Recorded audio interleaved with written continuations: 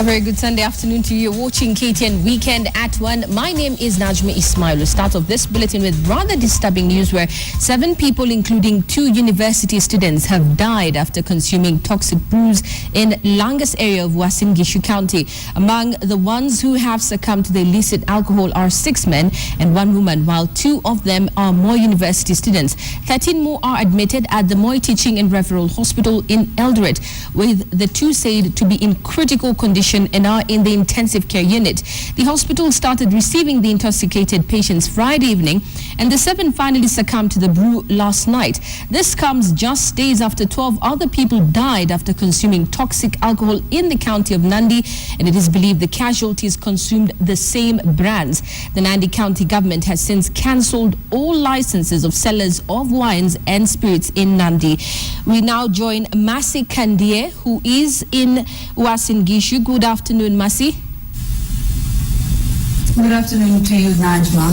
What's the situation on the ground, Masi? Please update us.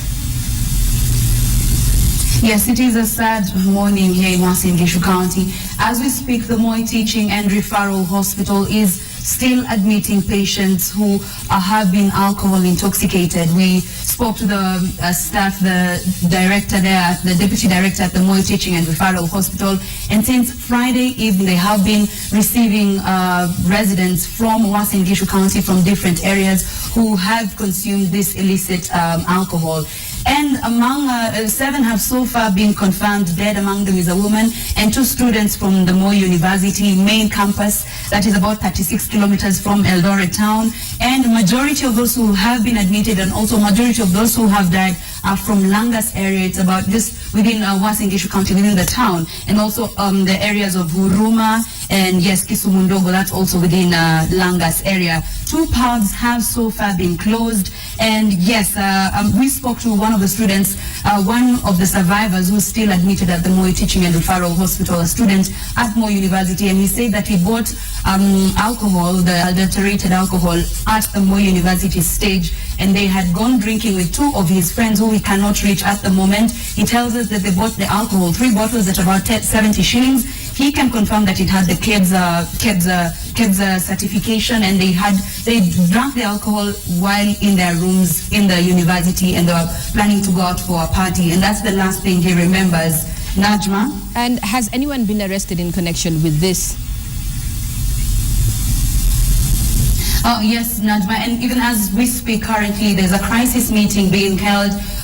There's OCPD, Eldoret South, Nakada officials, and the county officials are currently holding a crisis meeting. We're being told that the owners of the 2 pubs in Langas area, called Sokomoko Pub, has been closed, and the owners have also been taken in for further investigations. And we spoke to the MTRH staff who are calling out to the residents of Eldoret town, and they're telling them if they consumed alcohol from Friday, and these are the brands that they are warning, brand called Kalas, Weekends, Members, and Gold. So if you have consumed either of these brands, they are telling the residents to come to the Moi Teaching and Referral Hospital for free testing. They are saying that the symptoms are taking time to sink in. So yes, if you have consumed this, you are requested to go to the Moi Teaching and Referral Hospital as soon as you can so that you can be tested. And it should also be noted that even as we speak, in Nandi County, we were in Nandi County about 3 days ago, 12 people died, 43 are currently admitted as a result of this adulterated alcohol. And yes, there's a 6-day, 6 days awareness creation by Nakada. Najma. And is there a connection between the deaths in Uasin Gishu and Nandi? Is it the same brand that these people took? Najma, we spoke to some of the officials who are the public health officials, and they're saying they cannot yet confirm that if it's the same brand that was consumed in Nandi County, but yes, especially the Meekins brand was said to be consumed in Nandi County and now in Uasin Gishu County. That is yet to be established if indeed it is the same brand. Najma. And just to take you back, has anyone been arrested in connection with the Nandi incident? With the Nandi incident, so far we are not yet aware if there has been any arrest made so far. We just know that those who have been arrested are the ones that were either consuming alcohol at the pubs or were selling alcohol. But in relation to whoever is responsible, be it officials of KTN or whoever, that information we do not yet have. Najma. Well, just winding up, Masi Kandie, I'd just like to tell the viewers who are watching in that area that the Moi Teaching and Referral Hospital is asking you, if you have taken the illicit brew, to please go for the testing. You'll not be arrested, you'll not be victimized. It is for your own good. Thank you very much, Masi Kandie, who is in Eldoret, Uasin gishu, giving us an up-to-speed update of what is happening there. Now, we move on. The National Treasury is formulating strict laws that would ensure there is prudent spending of public funds at the counties and curb wasteful spending. This follows reports of a massive wastage by members of county assemblies. The National Treasury Secretary Henry, while expressing concern over what he termed as non-productive foreign trips by the MCAs, said a raft of policies have been forwarded to Parliament to ensure there was no reckless spending at the counties. Elgeyo Marakwet Senator Kipchumba Murkomen also cautioned the MCAs, also hit out at the MCA rather, urging them to provide services to Kenyans first. We'll be, of course, working with the Office of Auditor General, Controller Budgets, to ensure that we put sufficient safeguards to ensure that going forward there's been no misuse of resources to the extent that we have already seen. There is no need for you to travel to Israel to see where Jesus was born, because that is not one of the devolved functions. You can travel to Kabnarok to see where the specimens are collected, because that will put money to our own county. Well, pressure continues to mount on Interior Secretary Joseph Lenku to vacate office over incompetence. Murang'a Women Representative Sabina Chege has called on the president to sack those manning security dockets for failing in their duties. Sabina has called on them to resign if they cannot ensure enough security to all Kenyans, given the laxity among officers in the security ministry, and thus proposed for urgent transformation of the administration of the security docket. The Murang'a Women Representative was speaking at Gituri Primary School, where she donated blankets to elderly people. She has decried frequent killings that have been witnessed in the recent past, adding Kenyans are currently living in fear, citing former security ministers, the late Professor George Saitoti and John Mishuki, who curbed insecurity cases in the country, saying if the current Cabinet Secretary for Security, Lenku, cannot handle the security matters effectively, he should leave his position. Yes, because he's the minister responsible, and if he's not able to do the work, he should just own up and say he's not able to, because it's really, you cannot imagine a police station being raided.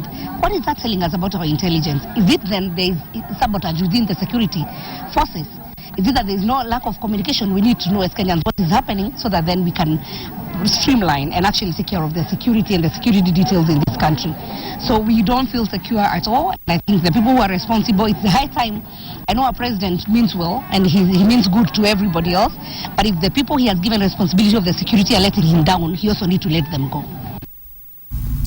Now, a 10-month-old baby girl died in a road accident that occurred in Samari area along Maragua Kennel Road in Murang'a County.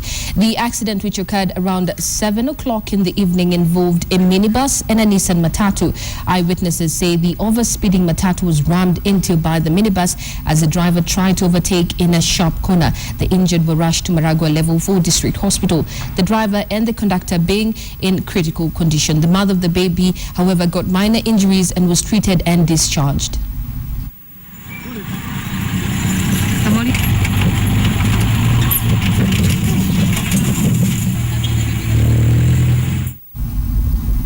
Now, 31 inmates graduated at a colorful graduation ceremony at the King Kongo prison in Nyeri after successfully completing the Theological Education by Extension course that is pioneered by the Presbyterian Church of East Africa, PCA. According to the Deputy Secretary General of PCA, Thegu Mutahi, who presided over the function, the course teaches the inmates about character, change, spiritual nourishment, HIV and AIDS awareness, and the dangers of substance abuse. A similar pioneer course was held at the Nairobi Industrial Area Prison. Prisoners who undertake the course are expected to be born-again Christians and to have at least completed their secondary school education. Free is a form of empowering the graduates today with the freedom to rise above negative scripting that had bogged them down. They will go back to the society, they will go there, and they will be able to share rightly the word of truth. Staying in the county of Nyeri, volunteers from Wamagana in Tetu constituency, together with representatives of the Purity Elderly Care Foundation, joined hands to construct a house for an elderly lady aged over 100 years. Beatrice Waturi has been living in Madakwaine area in deplorable state, and neighbors often have to intervene to assist her daily needs. According to Joyce Wanjiku of the Purity Elderly Care Foundation, the elderly Waturi has been living alone with no assistance from relatives, as her children are said to be deceased and her grandchildren allegedly do not visit her. Calls have been made to the government to ensure that the fund for the elderly reach all those it is intended for, as people like Waturi who have no income depend on well-wishers for assistance. Today we are demonstrating, we are not just donating, we are demonstrating to people that the elderly people need to be taken care of during the cold season, okay, throughout though, but during the cold season more importantly, because pneumonia actually comes and takes away people.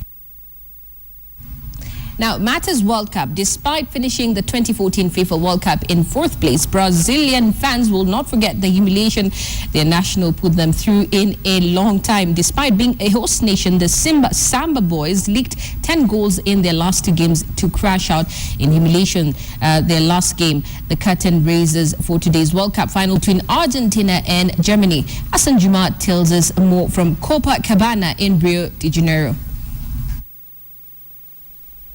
After 32 teams slightly over a month ago, only 4 flags flew at Copacabana. The host Brazils, the Dutch, finalists Argentina as well as Germany. After the 7-1 hiding by World Cup favorites Germany in the semi-final, a handful of Brazilian fans turned up at Copacabana. Most of the fans here were Argentines who crossed over from the border to torment their hosts and bitter rivals as they await their fate later today against the Germans at the Great Maracana Stadium. And as the hosts went down as early as the 3rd minute, some of the Brazilian fans even began playing beach football.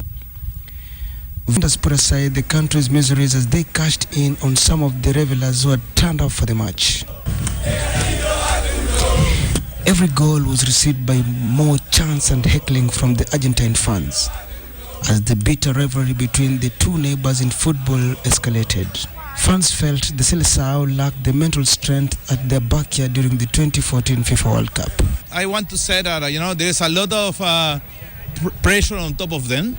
And unfortunately, they are good soccer players, but they do not make it. Neymar is really the pinnacle of this Brazilian squad.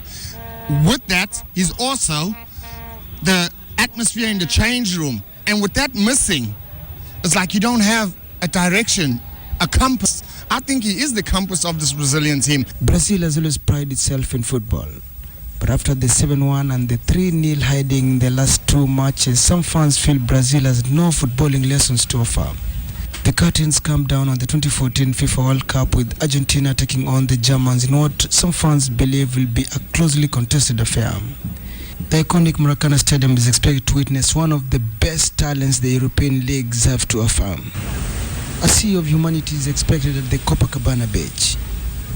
Hassan Juma, KTN at Copacabana Beach, Rio de Janeiro, Brazil. Hassan Juma a bit under the weather there. Now, so following that handling of host Brazil tonight, it will be another South America versus Europe battle in the quest for football's ultimate prize. We are counting down hours to the 2014 World Cup final, and we went out to the streets to find out Kenyans' expectations and predictions. German itashinda Argentina na kwa mabao mawili, sababu najua Argentina pia haiko mchezo pia ni kari. Kwa hivyo najua itashinda, kama ni mingi ni mawili. Kulingana na jinsi venye ona mechi inaendelea, timu ya Argentina tunaona kama inaenda kunyakua hii kikombe. Mimi naona kama hii mechi timu ya Germany naenda kushinda kwa sababu football is made in Germany. And kulingana na vile tumesaona hii michezo vile inaendelea, wamesaa kwa wanashindanga matimu zote zenye wamesaa kukutana nayo. So mimi naona hii World Cup Argentina inaenda kuchukua kwa sababu hata ukiona game ya Argentina compared to other clubs, game yao iko juu, ndio maana wamefika hapo penye wako. Mimi na support team ya Ujerumani bwana. Nimejua Ujerumani round hii itachukua hii kitu sababu ukiona hata game yao iko poa na football pia in made in Germany. Nimejua German wakata na defensive mizuri, ukienda kwa striking, ukienda kwa midfield. Sasa nimejua round hii Ujerumani itachukua hii kitu.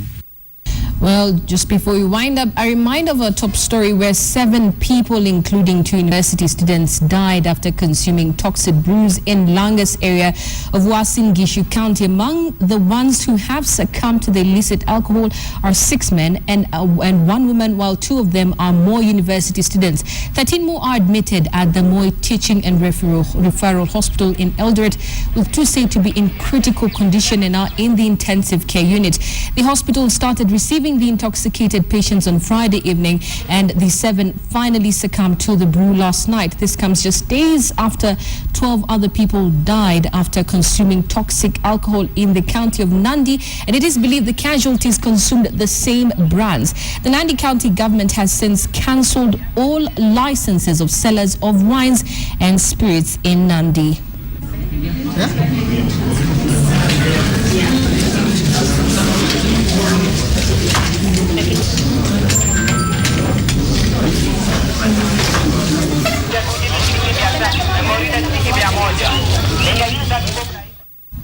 Well, thank you very much for watching KTN Weekend at 1. My name is Najma Ismail. I will be taking a rather long break, but Ian Wafula will be with you next weekend. Stay tuned to KTN. We have so much lined up for you.